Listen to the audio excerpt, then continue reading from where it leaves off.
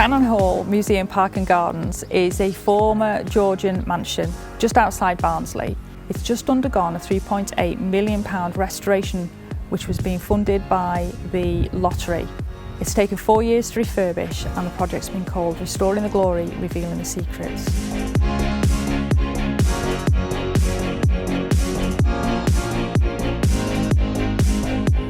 Prior to 2017, before the refurbishment took place, we had so many visitors climbing on the walls, walking across the parkland. We also had failed drainage, so everywhere was flooded, especially after wet, rainy days. So you couldn't come with a pushchair or a wheelchair and be able to access a lot of the areas that were really interesting to look at. So the council decided that what they try and do is find some funding to be able to refurbish that landscape. So they applied to the lottery funding to be able to get 2.9 million, and then that was topped up with Barnsley Council's funding, as well as EPIP funding and the Country Houses Foundation and the Friends of Cannon Hall. The first stage was for the desilting. That took about 9 months to do. Ebsford Environmental, they came and they dredged 24,000 cubic metres of silt out of the lakes and they reformed the banks.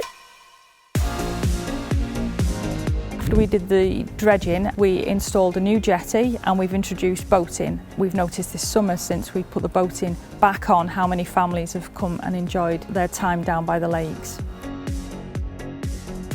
And the next phase was the buildings which were refurbished, and that took about a year to do. There were 2 derelict cottages and a 3rd cottage that wasn't in very good condition. So we spent a lot of time renovating 2 cottages for residential use, and the 3rd cottage has been turned into a volunteer hub. In the walled garden there was a long pond and a pergola which people really love and was really nice. However, it was built in the early 80s and it just didn't fit in with the Georgian theme. So we dug out some old maps and plans from Richard Wood's design from around 1760, and if you visit us today you'll see quite a difference in the walled gardens. Lots of grasses and colourful planting, as well as the new Georgian pond back in its original spot. We've also refurbished the glass as well on the North Range. It is literally back to how you would have seen it 250 years ago, which is a really good achievement. The next phase was to introduce parts of the landscape that haven't been seen before. We have a woodland over to the west of the parkland. It was all overgrown. We had wonderful volunteers that spent a whole winter clearing these areas to make new paths. We've created what we've called the Monster Trail.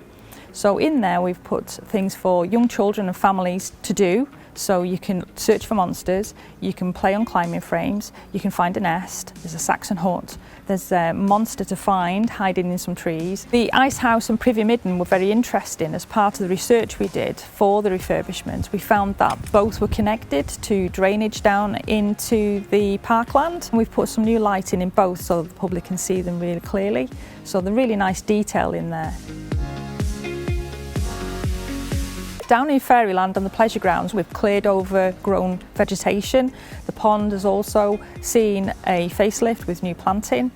We're also going to introduce the fairies back into Fairyland, and in pleasure ground we've got some really good interpretation for people to enjoy as well, and there's really nice seating in there as well to relax. Originally, when the project first started, there was a lot of disruption and the public had to put up with a lot of diversions, a lot of mud. Generally, people were probably thinking they're wrecking this landscape. Here we are in 2021 at the end of the project. I'm hoping the last 12 months have convinced them that we did have a vision, that it is worth it. I think they've done a marvellous job.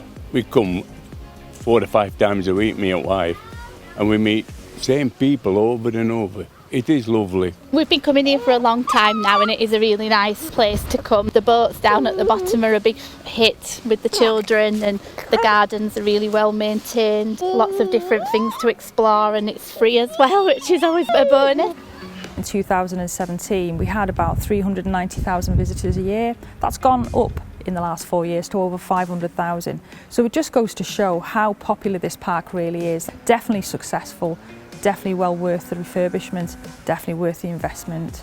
I think the redevelopments that they've done have worked out wonderful. They've put, structures in garden that you can walk around, the children playing with them now. You can go down at water and go on boats with your grandchildren. You can have a full day. I would say visit Cannon Hall. It's absolutely beautiful. Restoring the glory, revealing the secrets has been a huge honour for me. I've thoroughly enjoyed working for Museum Services. It's been a huge team effort, and a big thank you to everybody, the volunteers, contractors, museum staff and the public of course for their patience.